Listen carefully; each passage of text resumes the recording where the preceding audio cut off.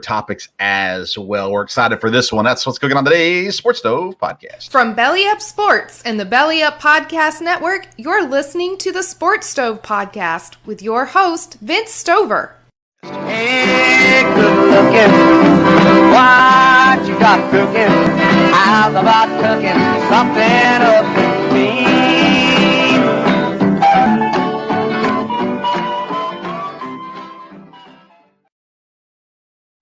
Welcome into an all-new edition of the Sports Stove podcast presented by In the Clutch. In the Clutch has officially licensed apparel for Major League Baseball, Major League Baseball Players Association, NFL, National Hockey League, and all kinds of other things. Go to intheclutch.com, use the code SPORTSSTOVE, get 10% off your purchase.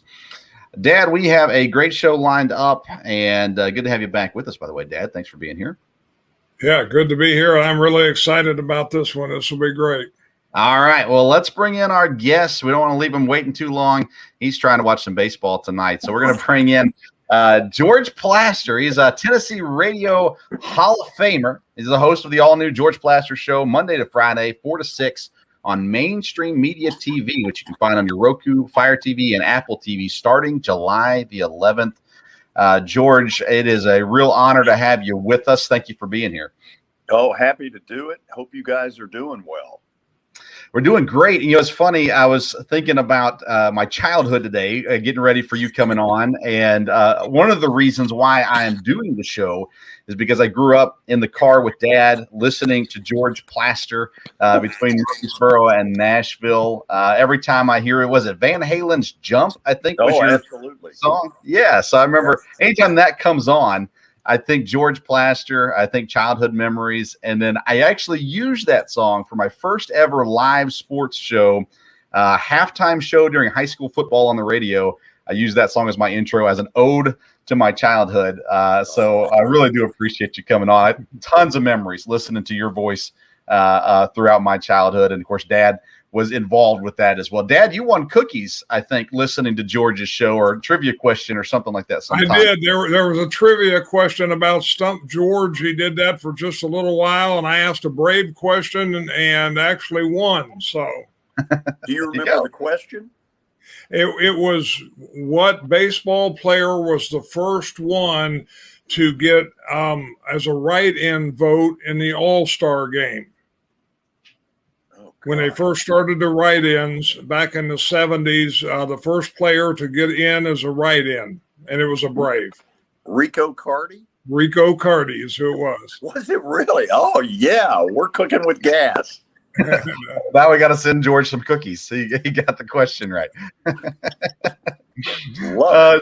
Yeah, George, I want to talk to you about Nashville sports, because Nashville, which is where you're at, it has just become one of the top sports cities in America, it seems like right now. And I mean, back before the Titans came, we always had the Sounds, or for a long time we had the Sounds, and we had the Nashville Knights hockey there for a little bit as well. But it seems like right now, when people think of Nashville, one of the things they think of is sports, compared to in the past when it was only music. Sports is a big part of that now. What is the cause for that boom of Nashville as a sports city? Phil Bredesen. If to put it in, a really quick answer, he was the one that had the vision to say we need a downtown arena. He was the one who took the chance that Bud Adams might actually be for real, because Bud Adams had been shopping the Oilers around. Jacksonville was one of the cities. There'd been some others. Bredesen had a vision to him as a mayor in the mid-90s that nobody else had. And without him, even though he was not some big hardcore sports fan, none of this would have ever happened. Do you think that what Nashville currently is fits that vision, fulfills that vision that Bredesen had? That's a great question. It probably has gone a little past that. The Titans in the first year of the then new stadium go to the Super Bowl. Nobody could have seen that coming. The Predators attracted a level of passion when they made the run to the Stanley Cup that probably nobody saw coming. So the real answers to it are, it's probably surpassed what we all thought. I look at what it is now. Now the tight ends meet in Nashville every year for their tight end university, and it's becoming again just a place where people are living now. Right, off-season athletes, celebrities are all moving to Nashville. It seems like some of that might be the stuff that goes on in California has pushed them this way, but and others it's a very attractive place to be, and the Titans have been a big part of that. How far have the Titans come? I mean, when they came in. That first couple of years, people liked them, people supported them. But what was it? Was it the Super Bowl run that actually drew all the major support, or where are they now compared to where they were in the late '90s? Well, I don't think it's anywhere near fan base wise what it was back then. Jeff Fisher and a group of players that were starved for attention really got out in this community, and the public. The community loved them. I don't think that exists right now to any great extent.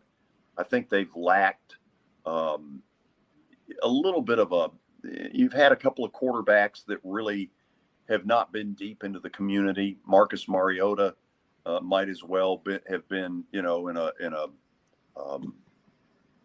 some sort of a cave when he was here. Nobody ever saw him. And frankly, Ryan Tannehill has not been overly visible in this city. And I think when your quarterback isn't, I think it hurts you. I'm not saying it necessarily affects how many people you draw, but I don't think it helps at all. Dad, you always kind of accredited some of the less fandom to the Derek Mason move, didn't you? Well, I think that was that hurt the Titans. I don't believe they were ever quite the same team after they got rid of Derek Mason from there. And again, that may have hurt in the community also. So, excuse me, I know y'all are wondering what I'm doing. I'm trying to get a phone charger that doesn't seem to want to help me at all to work. So. And then you'll hear people say, well, George is not exactly the most technologically solid. So the two combined, y'all are talking to a moving target.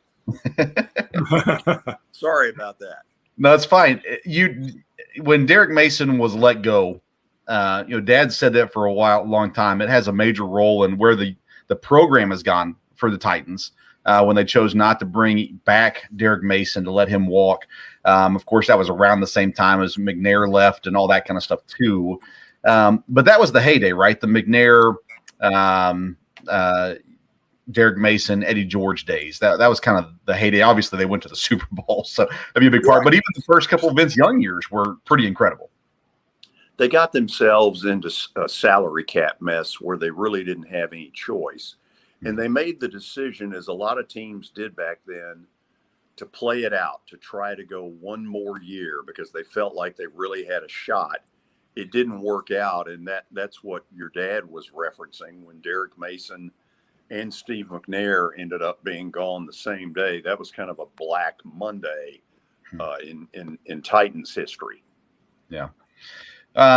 Steve was very impactful in Nashville. People absolutely loved Tim McNair, and his passing was felt very hard. It felt like in that community as well.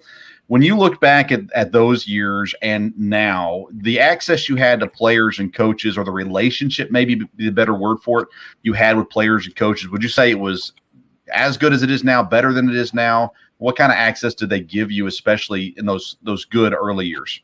It was light years better. It's not even close now. And a lot of that has to do with COVID and Zoom interviews and all that kind of stuff. You very seldom get one-on-ones anymore.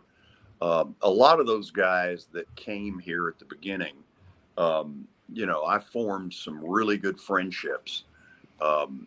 Steve McNair, Eddie George, Derek Mason, were all guys, Blaine Bishop, that I considered friends. Peter Sermon, Drew Bennett. I could give you a long list of them. Those were some great guys. That's the best locker room that I have ever covered. And I always tell those guys, y'all were incredible to deal with. There was virtually nothing that I asked for as far as going to players and saying, would you come on this show? Would you come over to the Wild Horse, whatever, that they didn't help me. They were incredible. Now, I cover Eastern Kentucky University and been really fortunate. The university's been great to me and letting me in, and coaches have been great, players have been great. One of the things I always think back to that my dad said as a kid when he talked about you, George, was it seemed like the local media really pandered to Jeff Fisher. And Dad always said that you were the one person who didn't. It wasn't that you were ever mean to Jeff Fisher, but you were willing to speak the truth, whether it hurt his feelings or not. I don't know if you on purpose did that, what kind of the behind the scenes aspect of this, but how do you balance having a sports show that's not just sucking up so you can have that relationship versus actually being able to talk real live what's going on? Yeah, it's a fine line. I mean, Jeff and I are, I believe, very good friends today. I helped him with a big charity event last summer for the Heimerdinger Foundation. The way I used to say it, I knew that Jeff respected what I was doing. I very much respected what he did. And I always believed that he was probably the only coach that could have taken all the buffoonery in the late 90s, you know, working out of a trailer, dealing with buds, penny pinching. He's probably the only guy that could have navigated that. We're lucky that it was Fisher back then. And I think he knew that I felt that way. We got into it at times over Pac-Man. That was probably our worst go at it. You know, I kept telling him, your little angel is no angel. And, you know, that caused some stuff. That was really the biggest thing he and I got into. Yeah, Pac-Man Jones was an interesting case. You know, talent versus off the field stuff, and even now he seems like he's doing well. I don't know. I don't see him much about him anymore, other than his recent taking care of some kids, friends, children, and stuff like that. And so now that's come up again. But he kind of, do you think he ever turned things around? Because it seems like the end of his career, he wasn't getting in trouble, at least that we heard of. Yeah, I hope not. He was an incredible talent, and a lot of it was wasted. He ran through a bunch of money very early in his career. It was just kind of a sad deal. I hope it's turned out well for him. I really do. I've got more questions, but Dad, I know you probably have some questions too, so I'll let you ask a couple. I got a couple. One, when I was there, you know, in the area for about 40 years, there was just some great sports personalities there. I think of John Merritt, Boots Donley, Kermit Davis, Pete Weber, and several. George, who would you think is one of the biggest sports personalities that you've covered there in the area or got to know? Obviously, for me, C.M. Newton, who was like a second dad to me, was one of those. Big John, John Merritt you're referring to, there's a guy that was larger than life. I think it was fortunate that the NCAA didn't seem to swoop in on Tennessee State back then. I'm not sure how much they were into complying with rules. You know, Boots is still here. I see Boots at breakfast. A group of us get together. Larry Schmittou was another one, a great personality, you know, at that time. So you're right. We were blessed with not only some really good sports people, but some real personalities. Hey, to follow up with that, who was your least favorite? No, I'm just kidding. Go ahead, Dan. That's it. I've got a Predator question. Of course, you people may not know that you're one of the people very much responsible for the Predators still being in Nashville with that big season ticket sale over that weekend there. But I had a chance to go, and Vince went with me several times to Predator games. I was fortunate enough to get to go to 2 or 3 or 4 every year when I was there. And I was able to go to the first playoff game series when they played the Red Wings. And I was there to be able to be there at the second game. Of course, they got their first playoff victory at the first one, but that night was the first shutout, I believe, in playoff history for the Predators. And the last 2 minutes of that game, I have never been in a live sporting event as loud and as electric as that was. And I know you've been to hundreds and hundreds of Predator games. What would be a game or a moment that would stick out to you? Let me ask this first. Am I causing all the crackling I believe so. in the background? I think so. Okay, let me see what I can do. I apologize That's okay. for what I'm causing here. I've got about 35% stuff, so bear with me on this. Okay. The night they beat Anaheim to get to the Stanley Cup final, when they brought the team back out on the ice to the music, whatever it was, Glorious Domination. Several of us who had been involved in that rally, I know were moved to near tears because we fought our butts off during those 2.5 months to see to it that this team would stay here, and to watch all of it come to fruition. You know, you think a year later, Seattle, which was a great city supporting the Supersonics, they couldn't pull off what we did. And, you know, I've always felt like we were really fortunate. That was a really emotional moment. I'm a day one season ticket holder. I didn't know the first damn thing about hockey when they got here. But about 4 years in, it finally hit for me. And then when you put in the kind of efforts that all of us in the Our Team Nashville group put in, you tend to want to care a little bit more at that point. Is this any better, by the way? Yeah, it sounds good to me. Okay. Sounded like a thunderstorm for a while. All right, Vince, go ahead. Okay. Yeah, I wanted to go back to the Preds. The sale announced here recently. You had some good stuff on social media about that. You thought it was a good thing, the ownership that would be coming into the Nashville Predators.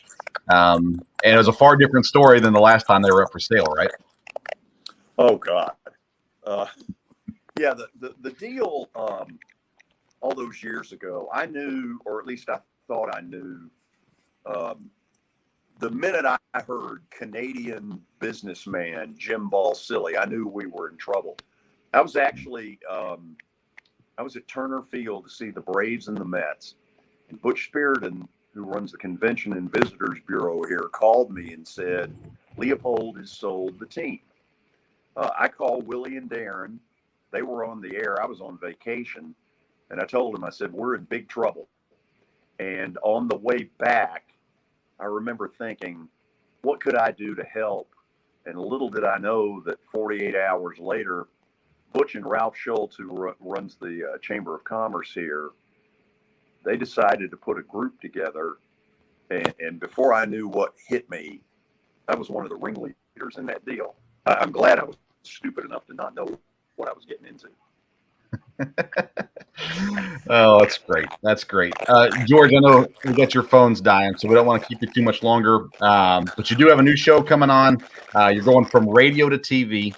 It's Monday to Friday, 4 to 6 on Main Street Media TV. You can get that on Roku, Fire TV, Apple TV. Starts July the 11th. And now you go from hearing the golden voice of George Plaster to seeing the face of George Plaster on a daily basis. Thunderstorm right now. Okay, maybe that got better there. I don't know what happened, but yeah, I'm going to transition into sort of a little bit of what y'all are doing, which is sports talk radio on television. Now, I think I might be better off putting a paper bag over my head.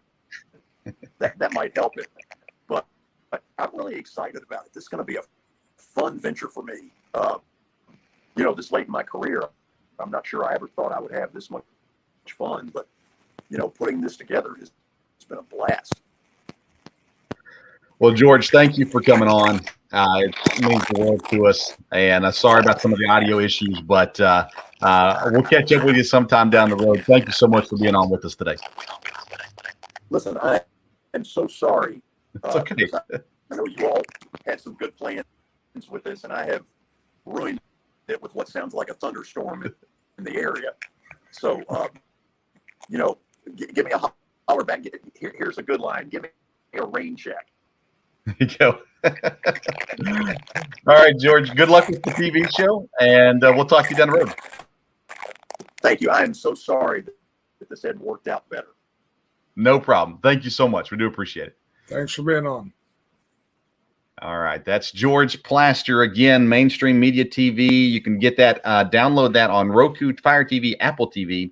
The show starts July the 11th, 4 to 6 p.m. Central Time, Monday through Friday. And you'll love listening to George. He is a great host and does a great job there in Nashville, but talking about other things as well. So thank you to George Plaster. And I don't know. I didn't have as bad of audio issues till the end there as what he was having. So Dad, I don't know how it sounded on your end. I'll listen back to it, I guess, when we post the show. But there was some great stuff in that interview, Dad. Marcus Mariota, Ryan Tannehill, not active in the community. That surprised me, especially about Tannehill. So that was surprising. Some good stuff about Jeff Fisher in there. The hockey sale was awesome as well. And absolutely loved having George on. We'll work to get him on again. He was, we're on Eastern time. He was Central time, and had a little confusion with that. So he was at the minor league baseball stadium talking to us tonight. And but George, phenomenal. Absolutely loved it. Thank you to George Plaster for coming on this show. Dad, let's take a quick break, and we'll come back and we'll talk some more sports after this word from intheclutch.com.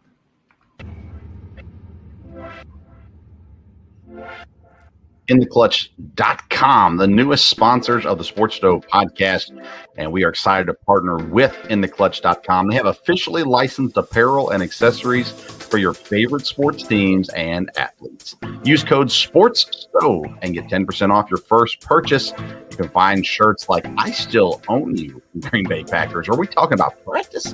All kinds of great shirts in baseball, football, hockey, and basketball. Officially licensed apparel from InTheClutch.com. Again, use the code SPORTSSTOVE to get 10% off your purchase. Welcome back into the Sports Stove podcast, and we and Dad are going to finish up the show here talking about some things. There's a lot of basketball news going on right now. We're going to hold off on that till Sunday, and we'll have a guest on Sunday to talk about the NBA and all that stuff. So we will talk about it, but we're going to wait till Sunday. James Harden optioned out of his player option with the Philadelphia 76ers. Beal also went optioned out of his player option with the Wizards. We'll see where all that leads to. The Hawks trade to get an all-star guard to add to their backcourt as well. Let's talk, though, about Emoni Bates, Dad. Number 1 overall recruit, signed with Penny Hardaway and Memphis last year. It did not go well. And so he enters the transfer portal, and he signs with Eastern Michigan. An interesting decision from last year he was the number 1 high school recruit coming into college. And now he's going to Eastern Michigan. No knock to Eastern Michigan, but that doesn't make any sense, does it? No, I mean, I was really surprised about that. Be interesting to see how that goes with different players. You know, we talked about Eastern Kentucky have a great recruiting year and some really big name players going there. And obviously, I think you and I talked about it the other day that, you know, a really good player can go to a smaller school like that, or I guess with a lesser conference, not necessarily a smaller school, and they can really stand out and be noticed there. So, but again, you would think it was kind of good to see, because with all the NIL stuff, you know, I wouldn't think that factored into the decision at Eastern Michigan. And, you know, it's great to see, you know, him go where he thought he had a good opportunity to do well. So, yeah, again, you know, we've talked about all this with the NIL and different things, and I think it'll be a few years before everything kind of shakes out what kids are going to do. maybe the NIL factored everything into this. Maybe we'll find out that he got paid a lot of money to go to Eastern Michigan, but maybe not. Maybe it was purely a decision of where he wanted to go. I don't know. Sticking to the college side of things, we talked about Arch Manning committing to Texas, and since he has, the recruits have been pouring in for Steve Sarkisian there in Texas. Not a surprise, right, that you sign one of the most well-known quarterbacks in the nation, the number one ranked quarterback in the nation, the highest ranked quarterback in the nation. Only 3 quarterbacks ever rated this high coming out of high school: Quinn Ewers, who's at Texas, and Vince Young, who went to Texas. So Arch Manning is there, and he is bringing a lot of guys with him. How much does one recruit signing truly impact? You talked about the NIL stuff. It seems like Arch Manning had a bigger impact than NIL had with getting these Texas recruits. Well, I know in years past it made a big difference. If they could, one, it was important for a college, to get an elite player, but then to get an elite player who would go out and get one early, like Arch is, and then him go out and try to recruit other people to come with him. That's always been a very positive thing for schools, and that was one of the advantages of anytime they can get someone to sign early. And I know there's been other schools and other players that once they signed, then that really helped them get other players at the school. And Texas, it's really in the right spot. It's funny because, they really didn't do well last year, but now they've had a fairly good recruiting year. And with this, there's a lot to look forward to in the years to come. I assume most of these recruits will come in the class that he's in also, so it'll be very interesting. Again, not surprising at all, especially a guy with Arch Manning, and again, with all the publicity he would have, but the influence that his family would have, I think a lot would factor into that.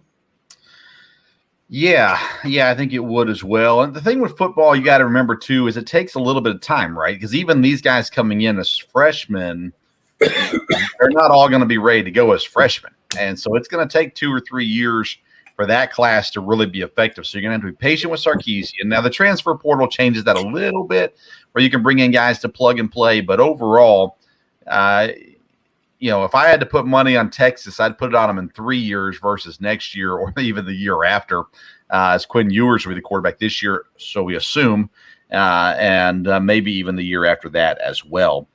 Texas still currently in the Big 12. Not that much longer. They'll be moving to the SEC. But the Big 12 is looking to hire Brett Yormark.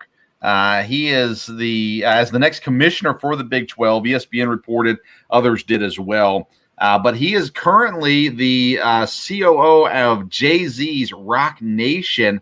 So kind of pulling from a different area, I guess, than what you think of for commissioners. But in the day and age of the NIL, you want someone who is very understanding of culture and how things are going and in touch, especially in the marketing side of things, not just for the NIL stuff, but for the conference as a whole. Because this conference, Dan, is kind of reshaping things, right? They're bringing in new teams. Cincinnati, Houston, and Central Florida will join next year. So this Big 12 move is intriguing, I think, to see the direction they're going with their commissioner choice. No, I agree with you on that, and I think it's very wise. I mean, if the Big 12 is going to survive, because they're losing a lot of their big name, schools with Oklahoma and Texas. So if they're going to survive, they're going to have to think a little bit outside the box and do things outside the box. So to get a commissioner that can be creative and comes from a little bit of a different, different genre probably is wise. And again, it's like everything in sports. If this works, other conferences may look at seeing, who they need to lead them. I don't know that any commissioners are worried right now, but I think it's going to, every conference is going to have to look at things, until the NCAA changes or until they make this big mega football conference, which I think may happen sometime. Right now, for a conference to stay viable, it seems like bringing in a guy that will have new ideas, probably a good thing. I agree. Let's talk quickly about the NHL. Sorry, Jason. Didn't like our conversation about the NHL a week or so ago, but it's over. Colorado wins Game 6 to win the Stanley Cup. I think that's their third Stanley Cup. And young team, they dent the Stanley Cup in their celebration, still on the ice. That's interesting. But any words you want to give to the parting NHL season? Well, it's like I said, the Colorado was a very dominant force all year long, and I think I read where it was one of the most dominant. There were some things that matched up probably with the Gretzky Oilers, back in the day. But Colorado really, they were strong all year long, and it's interesting because they got young talent. And even though while there is free agency and moves around a little bit in hockey, more than likely they can keep people together. And they do have a young team, and it'll be real interesting. I think it was good for the NHL. I think the NHL is doing much better, as you said, now that they're with ESPN, TNT. They have more. More publicity. It's helping them. And I think this run with a young team, I'm sure they'll use it greatly in promoting the season next season. Of course, they have their draft coming up here pretty quick. And I think it was an up year for the NHL. And, congratulations to the Avalanche. Tampa's had a real dominant run, and they very easily could have won. And, but congratulations to the Avalanche. Yes, congratulations to the Avalanche. Let's go baseball.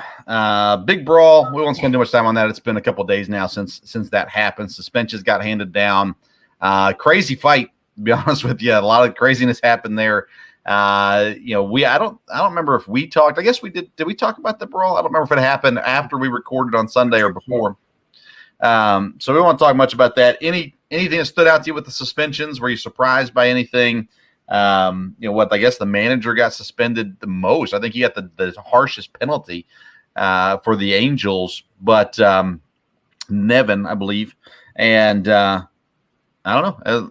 Overall, it's a surprising event, if you ask me. Yeah, I'm sorry. What was that? Anything that came from the suspensions that surprised you? No, not really. Again, I think, that's something professional sports has to watch and has to curb. And, so I think baseball obviously doesn't want to get that started from there. Again, I don't know what all spawned it. I've heard that it could be something from, the day before, somebody getting Trout getting thrown at, or at least a pitch that was up high or whatever. But, and baseball's always had a little bit of a retaliation. But, yeah, they're going to have to, bench clearing brawls. But again, I heard the talk about that, and it's true. Baseball's a little bit of a different animal. If you say, well, okay, nobody can leave the dugout, well, then you're leaving one player out there potentially against 4 or 5 players from the infield. So it's a little bit different, and something they have to look at. Well, maybe don't charge the mound if it's 1 against 9. It would be my take on that. Lots of injuries. Scherzer and DeGrom both in rehab right now, looking to get back soon. Bryce Harper, broken thumb, has surgery. Don't know when he'll be back yet either. What about Freddie Freeman? Interestingly enough, this would have been a good question to ask George Plaster, as he's a huge Braves fan. Freddie Freeman fires his representation, did not like the way things went in his transition to LA. Is Freddie Freeman regretting leaving Atlanta? I don't know. That's what I wondered when I heard about this, and I wasn't able to hear much about it today. But when I saw that, I thought, he has to be the one that makes the final decision. So I don't know. Of course, he was back in Atlanta over the weekend and had a great reception there from the fans. And so I'm not sure what that was all about. Can the Dodgers trade Freddie Freeman for Matt Olson?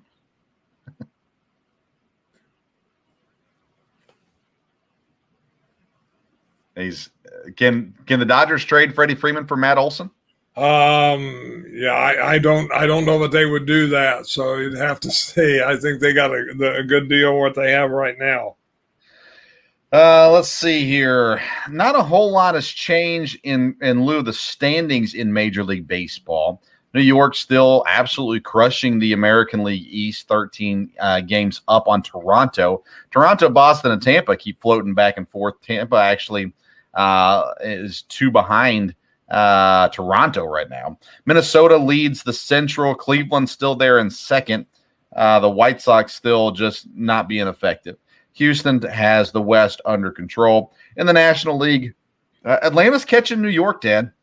And look at that National League East. And now New York's about to get Scherzer and DeGrom back in the next, 2-3 weeks maybe. But Atlanta's been really, really tough. And they've got Albies out for a while. But I'm starting to think that maybe Atlanta wins this division over the Mets. What are your thoughts on that? Well, like I said, we knew all along Atlanta was not going to stay where they were at. That'd be very interesting if they do, as far as from the New York fan base and the Mets, to have the team it looked like they had and to be in control.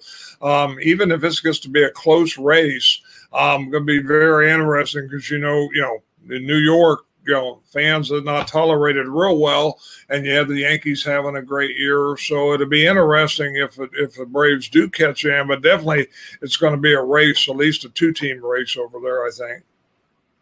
Milwaukee's in first again in the Central. I sent a thank you to 2 people today. We're recording this on Wednesday. I sent a thank you to Graham Wallace. He's a huge Toronto fan, and that's where Rowdy Tellez came from to Milwaukee.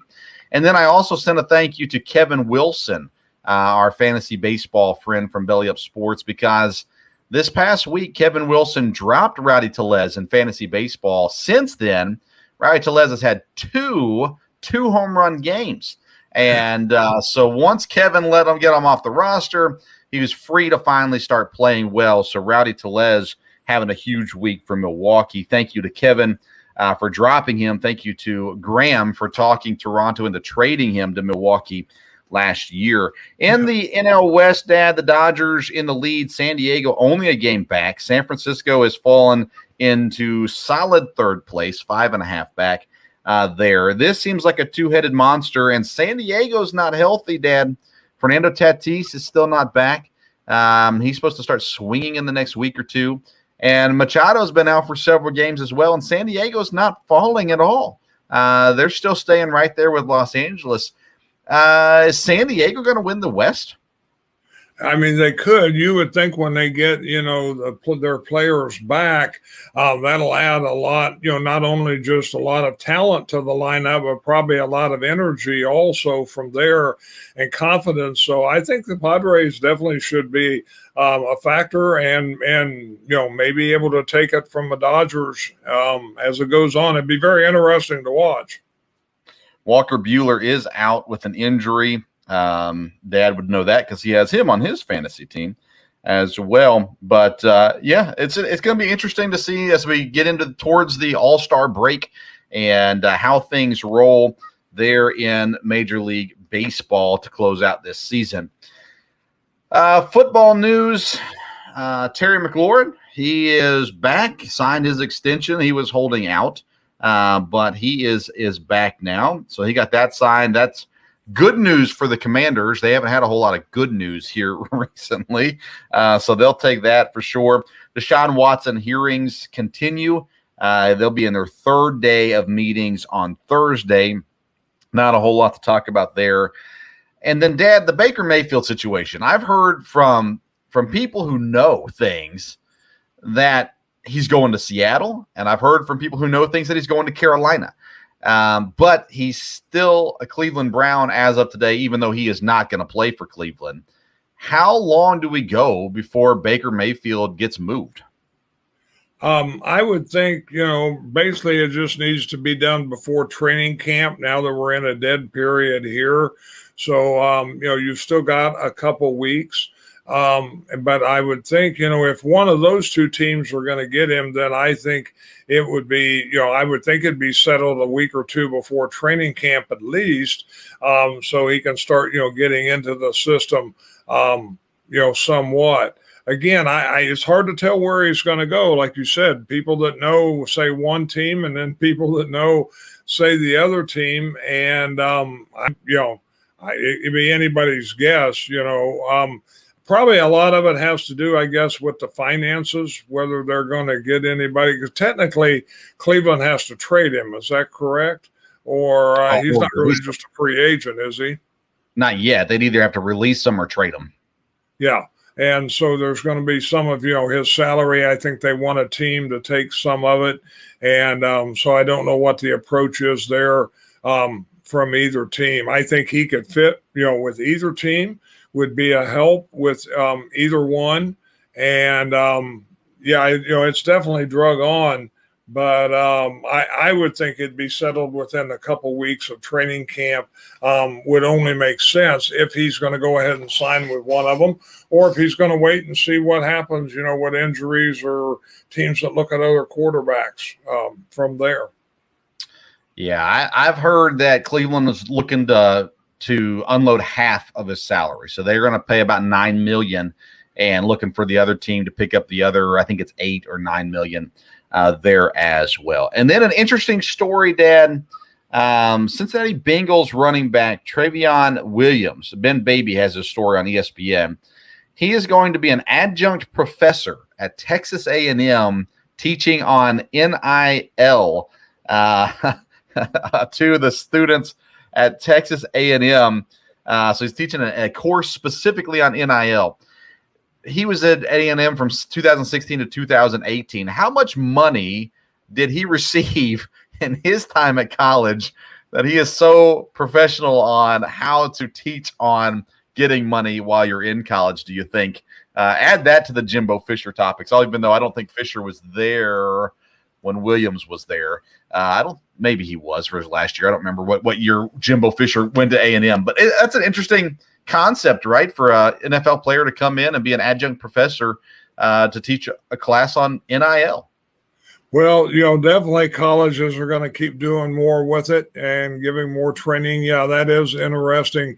That does make for an interesting question. Does he have experience in this, or has he just been, learning and wants to train them now? So that is a very interesting take on that. And it's interesting with everything that's happened with A&M and Alabama is they're bringing on an adjunct professor. But again, I'm sure Jimbo says, hey, this is just to help the kids when they get here because, there wasn't anything promised before except, this will give them an opportunity to really learn how this works. Yes, it will. Yes, it will. All right, Dad, that's all I got for today. Anything else that I missed that you want to talk about? No, like I said, it was great having, George Plaster on. If we had him a little longer, we could have asked a lot of questions, but it was very interesting, the things he said about the Titans, because when I was still there in Tennessee, there were some real questions about things, how they were doing business, how things were going on, what the problems were. And I've wondered, has any of that changed? And I would, based on what I heard tonight, probably not a lot of it has, he was definitely right about the Marcus Mariota thing. Most other sports commentators in the area, tried to say, well, that was okay. He needed to be at home in Hawaii, but, you never saw him compared, and that was very interesting there. I know one problem the Titans were having was with their attendance when I was there. They had agreed to sell tickets to ticket brokers, and pretty consistently a third, half of the stadium was the other team's fans. And now maybe that's changed a little bit now because they've had better years, but that would have been interesting to find that out. But, George Plaster was always one that would say what he thought the problems were. And, some of them people would listen and was able to help, and other people did not. The Titans didn't. Vanderbilt never listened to him, and he was an alumni, could have helped them a lot. And just very, it was great to hear him again. He's quite the personality. If anybody ever listened to him, be good to watch him on TV. He has lots of great sayings. He has lots of things. I always remember him talking about the Raiders and Al Davis. He always talked about their slogan was a commitment to empty seats, and the logo was just litigate, baby. And he was constantly on that with the Raiders and Al Davis, and a very colorful guy. Yeah, and you can watch him now, Dad. Actually, you can download the app and watch him starting July 11th for mainstream media TV there as well. I wanted to talk to him about Major League Baseball and the possibility of them coming to Nashville as well. So we'll work on getting him back on sometime down the road and try to ask a few more of these questions. But sure appreciated him taking the time to come on. And again, when I think of local radio, I think of George Plaster, how it should be done. Our local media here in Lexington and even Richmond, they won't say anything that will hurt their chances of getting on somebody on their show, which in Lexington doesn't matter. You're not going to get on anybody from Kentucky anyhow. Coach Cal's not coming on your show. Stoops isn't coming on your show.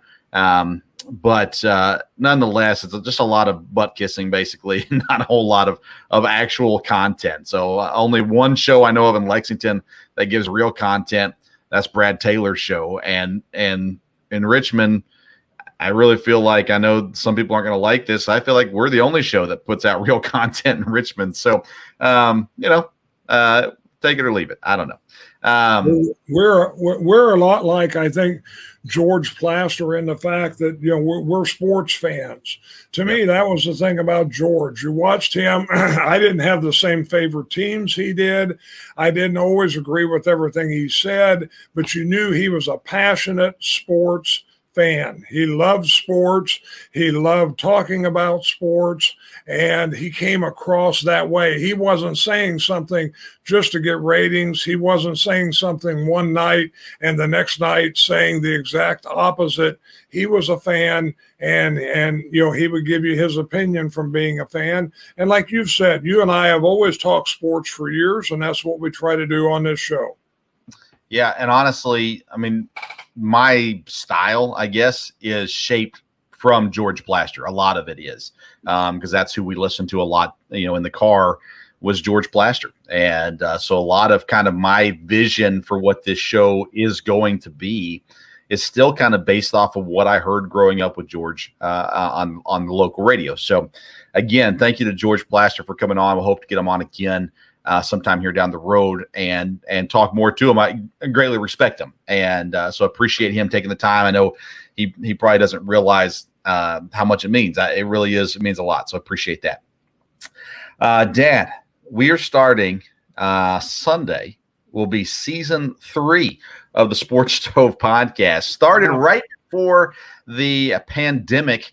2020 started the new year and said, all right, here we go. We're going to do a sports talk podcast. And then the whole world shut down and there was nothing to talk about. But we have made it through that. We made it through 2021. And as we kind of come into the midpoint of the year, now we transition into the fall sports, football specifically coming up. And so we are going to transition.